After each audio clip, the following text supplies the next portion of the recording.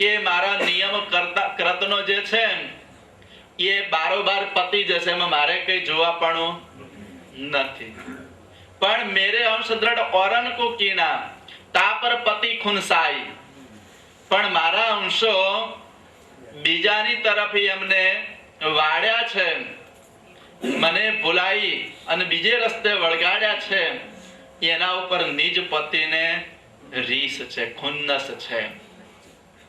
તો આપણે પણ જગતના કોઈ જીવને બીજા રસ્તે વાળીશું, પરમ ગુરુના કહ્યા પ્રમાણે નહીં ચલાવીએ, બીજા રસ્તે લઈ જઈશું, તો શું પરમ ગુરુની રીઝ થશે આપણા ઉપર? તો પરમ ગુરુને રીઝવવા હોય તો એમના કહ્યા પ્રમાણે વર્તવું પડે, તો એમની રીઝ આપણા ઉપર થાય. એટલે કે છે મારા અંશો જે અનિત છે એની અંદર વાળ્યા છે. અને આ જ ગ્રંથમાં દયાળુએ લખ્યું છે કે જીવ તો કોઈ કાળે છૂટી જશે. જે જીવ છે એ તો માનો કે અત્યારે તમે એને બીજા માર્ગે વાળ્યો છે, તો એમ કરતા કરતા ફરીને મનુષ્યનો વારો આવશે ને ક્યારેક પરમ ગુરુનું જ્ઞાન સાંભળશે અને એમની પાસે આવશે, તો એમ કરતા કરતા કોઈક કાળે એનો ઉદ્ધાર તો થઈ જશે. પણ જેને જીવને અવળા માર્ગે વાર્યો છે એનો કોઈ કાળે ઉદ્ધાર થશે નહીં, કારણ કે એને નિજ પતિનો ગુનો કર્યો છે. આપણે બધા કોઈ એક જીવ બીજા જીવનો ગુનો કરે તો એનું કર્મ લાગે છે અને એ અહીંયા ભોગવવામાં જલ્દી એ પતિ પણ જાય. પણ નિજ પતિના જે ગુનેગાર બને છે એ કોઈ દિવસ આ ભવમાંથી છૂટી શકતા નથી. એટલે દયાળુ કે છે કે ધૂર્તવ સો કરતાર તજિન કે આપ હી આપ હવિતવ કે, અને પોતે જ જગતમાં કરતા બનીને બેસી ગયા છે. પણ નહીં કરતો આદ સારા જનપત ભવ જત મત જીવ જૂઠે અલ્પગને સર્વજ્ઞ સરાયત આચાર્ય અનહુત કે. પણ નહીં કરતા આદ સર્જન પદ, આમાંના કોઈ આદ સકર્તા સર્જન નથી. ભવ જન જત મત જીવ ઝૂકે, અને જગતના જીવોને જતમત બોધી આ બાજુ અને ઝુકાવ્યું છે. એવો પેચ રચે છે આ બાજુના અગવાઓ કે જગતનો જીવ એમાં ઝૂકી જાય છે. અને એટલે કે છે અલ્પજ્ઞ સર્વજ્ઞ સરાયત. અલ્પજ્ઞ હતા એમને સર્વજ્ઞ ગણી અને જગતમાં સરાયના કરી છે. આચાર્ય જ અનહુત કે, કોને કરી છે? તો જે આચાર્યો થયા એમને. હુત કે તો પતિ પરમય જોનિકા જોનિક નહીં આવ નહીં, જે જોની આવન કે પુદગલ તે નહીં ખુદ ખાવ નહીં. હુત કે તો પતિ પરમ અજોનિક. પરમ પતિ કેવા છે?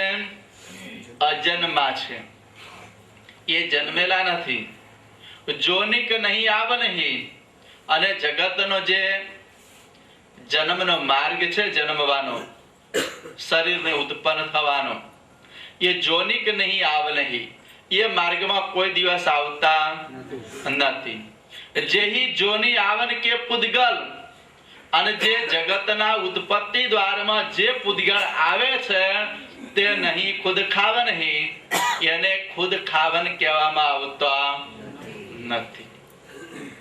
પણ જગતની અંદર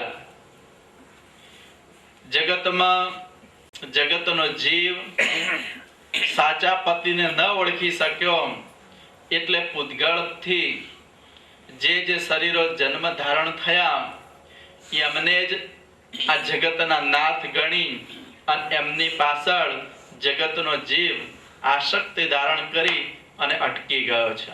એટલે દયાળુ કહે છે, ખુદ ખાવન તો છેક છબન તે, જેનું ઉપરિત કોઈ નાહી, પંચ તત્વ में शून्य से वटवत, जिनु उत इत तत काही. खुद खावन तो शेक सबन के, जिनु उपरित કોઈ નાહી. નિજ પતિનું સેવટ ધામ છે, એમનાથી પર બીજું કોઈ છે નહીં. જેટલા છે બધા નિજ પતિથી આ બાજુના વરલા છે, પણ નિજ પતિની પર કોઈ નથી. છેલ્લું સેવટ ધામ છે. અને સેવટ રહેલા નિજ પતિને પ્રાપ્ત કરવા માટે કે છે પંચ તત્વ में शून्य સેવટ વત. પાંચ તત્વમાં શૂન્ય છેલ્લું છે. અને એ જે શૂન્ય છે, શૂન્ય એટલે જે મહદ અવિગત આકાશ. વારંવાર કેવા શબ્દો પણ ખબર નથી પડતી શું. તો દયાળુ કે છે શૂન્ય તત્વમાં છેલ્લું છે,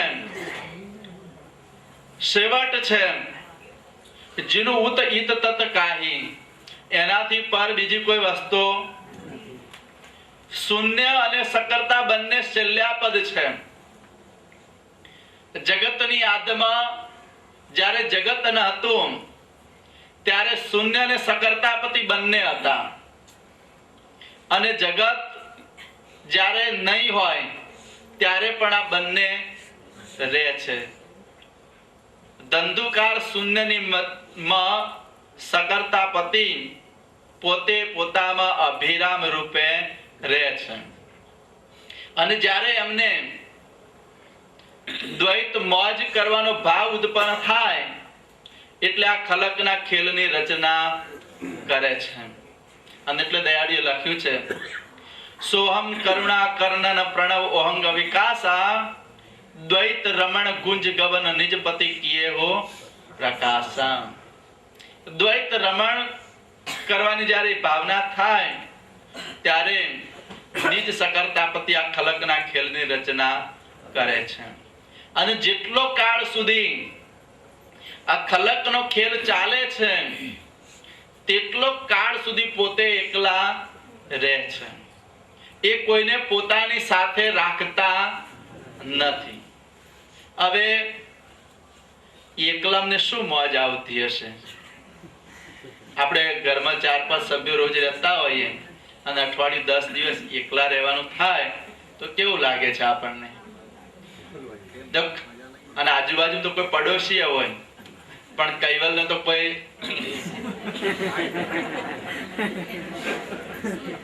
આગળથી પગ કાઢીએ કોઈ ડોશીએ નહીં. આપણે કોઈ પડોશી નથી. એટલે જગતની અંદર આ નિજ સકર્તાપતિ શૂન્યમાં એકલા જ રહે છે. અને એ જ નિજ સકર્તાપતિ જેમ કોઈ ખેડૂત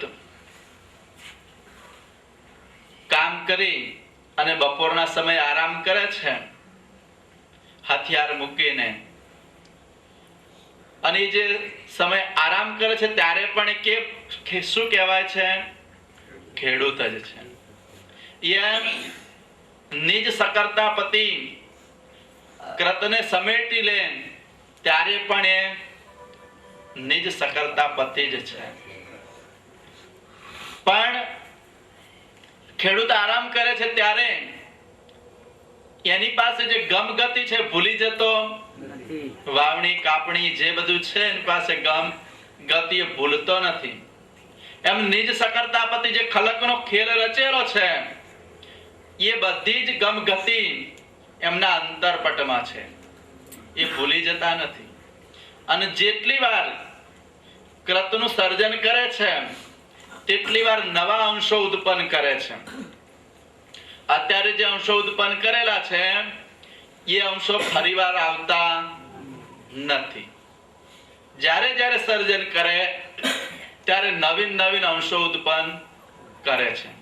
આપણે પણ જેટલી વાર સ્વપ્ન રચીએ એટલી વાર નવા ઘાટોનું સર્જન કરીએ છીએ અને ઘાટને ચલાવનાર પણ નવો જ હોય છે. એના એ જ સ્વપ્નની રચના આપણે કરતા નથી. એમ નિજ સકર્તાપતિ પણ જે રચના કરે છે એ નવીન નવીન રચના કરે છે. એટલે દયાળુ કહે છે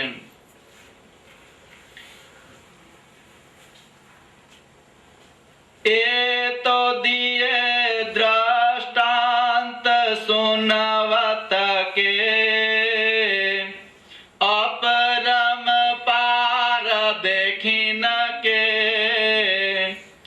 પણ કરતા તો સુધ ચૈતન્યવત રજતજ સબ પેખી ન કે. ये तो दिए दृष्टांत शून्य के अपरम पार देखेन के. શૂન્યનું દ્રષ્ટાંત આપ્યું એટલે એવું નહીં માનું કે સકર્તા શૂન્ય જેવા છે. પાછું કોઈ એમ માની લે કે શૂન્ય જેવા છે એટલે શૂન્ય કેવું છે? જડ છે, ભાવાભાવ રહિત છે, સંકલ્પ શક્તિ વગરનું છે. શૂન્યથી કશું ઉત્પન્ન થાય તેમ અને બ્રહ્મથી પણ કશું ઉત્પન્ન થાય તેમ નથી. જેટલું ઉત્પન્ન થાય એ બધું ચૈતન્યથી ઉત્પન્ન થઈ શકે તેમ છે. આ શરીર છે એ જડ છે. આ શરીરમાં ચૈતન્ય ન હોય તો પછી આ શરીર કોઈ ક્રિયા કરી શકે ખરું? એમ બ્રહ્મમાંથી કોઈ ઘાટની ઉત્પત્તિ થઈ શકતી નથી. અને આમ તો બ્રહ્મ એક ક્ષેત્ર છે. બ્રહ્મમાંથી કોઈ ઘાટ ઉત્પન્ન થયો નથી. જે તત્વોનું સર્જન થયું એ તો સકર્તાપતિની વૃત્તિઓમાંથી તત્વો ઉત્પન્ન થયા છે. ત્રણ મહાતત્વો શામાંથી ઉત્પન્ન થયા? પ્રકાશ બ્રહ્મ વૃત્તિમાંથી. જે ત્રણ ચક્ષસ તત્વ છે એ સંજમ ભોગ વૃત્તિમાંથી. અને 72 તત્વો છે એ તત્વો ઈચ્છા વૃત્તિમાંથી. અને આ બધા તત્વોનું મિશ્રણ ક્રિયાવૃત્તિથી કરવામાં આવ્યું. એટલે બ્રહ્મમાંથી કોઈ તત્વ ઉત્પન્ન થયો નથી. પણ બ્રહ્મની અંદર જેમ કોઈ ખેડૂતની પાસે બીજ હોય તો એને વાવવા માટે ખેતરની જરૂર પડે. ખેતર ન હોય તો વાવણી ન થાય. એમ તત્વોનો જમાવ એ બ્રહ્મની અંદર કર્યો છે. વૃક્ષનો ઉદય જમીનમાં થાય છે, જમીનની સાથે જકડાઈને રહે છે, પણ વૃક્ષ કે બીજક એ જમીનને ઉત્પન્ન કરેલું નથી. પણ એ પૃથ્વી, એ જમીન એ એનો આધાર છે. એમ સર્વ શરીરોનો આધાર એ બ્રહ્મ છે. સર્વ ખલકનો ખેલ આ બ્રહ્મમાં રચ્યો છે. બ્રહ્મથી બહાર કોઈ રચના નથી. અને જ્યાં સુધી બ્રહ્મ છે ત્યાં સુધી કૈવલ કર્તાનો પ્રકાશ છે અને ત્યાં સુધી જ એમની રચના છે. એ સિવાય કેટલું એ શૂન્ય અપરંપાર ખાલી પડ્યું છે. પારાવાર શૂન્ય છે અને કેટલું એ શૂન્ય ખાલી પડ્યું છે. અને એનું દ્રષ્ટાંત આપ્યું દયાળુએ કે કોઈ ભરવાડ હોય તો એક ઘેટા બકરા રાખે તો કેટલા રાખે? એનાથી જેટલાને હાકી શકાય, જેટલાનું ભરણ પોષણ કરી શકાય તેટલો જ રાખે છે. એનાથી વધારે રાખતો નથી. કોઈ ખેડૂતની પાસે 1000 વીઘા જમીન હોય પણ એનાથી જેટલી વાવી શકાય તેટલી જ વાવે છે, બાકીને શું કરે છે? પડી રહેવા દે છે. એમ કૈવલ્યની પાસે શૂન્ય તો પારાવાર હતું, પણ જેટલામાં ભરણ પોષણ થઈ શકે. અરે આપણે જ વિચારો ને, આ મોંઘવારીમાં આપણે બે ને આપણો એક. હવે સૂત્ર બદલી નાખજો. એ પૂરું નથી થતું. એટલે દયાળુ કે છે કે જેટલામાં મારાથી દ્રષ્ટિમાં સંભાળ રહી શકે અને ભરણ પોષણ થઈ શકે એટલો આ ખલકનો ખેલ મેં રચ્યો છે. એટલે દયાળુ કે છે કરતા તો શુદ્ધ ચૈતન્યવત રજ તજ પખે કી. કરતા કેવા છે? રજ તજની જાણે છે, તમામ અંશોના કર્મ વિકર્મ જાણે છે. કોઈ કર્મ અંશનું કર્તાથી અજાણ રહી શકતો નથી. તમામ કર્મના એ વેતા છે, જાણકાર છે, અને જે અંશ કર્મ કરે છે એને કર્મ ભુક્તમાન કરાવે છે. આ તમામ અંશોના કર્મ સકર્તા કેવી રીતે જાણે છે? તો ખટ અવિગત ચિંતક પારસના આધારે જાણે છે. ખટ એટલે 6, 3 ગુણ અને 3 ગણ. આ જે ખટ અવિગત ચિંતક પારસ 3 ગુણ અને 3 ગણને ગણેલા છે, એના દ્વારા સર્વ ઇન્દ્રિયો ક્રિયા કરે છે. એ જે પટ છે ખટ અવિગત ચિંતકનો, એ પટ ગુણ પ્રમાણે ગુણનો લાગે, ગણ પ્રમાણે ચૈતન્યની સાથે ક્રિયા કરવાની હોય તો ગુણનો લાગે, અને જડની સાથે કરવાની હોય તો ગણનો લાગે છે.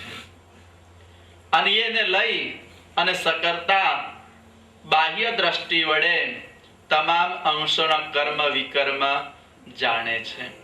કારણ કે અંશની બાહ્ય દ્રષ્ટિ આ ખટ અવિગત ચિંતકની સાથે છે, અને કૈવલ્યની જે બાહ્ય દ્રષ્ટિ છે એ એમની દ્રષ્ટિ એમનો જે પ્રકાશ છે એની ઉપર છે, અને અંશની જે બીજી અંતર દ્રષ્ટિ એ કૈવલ્યના પ્રકાશની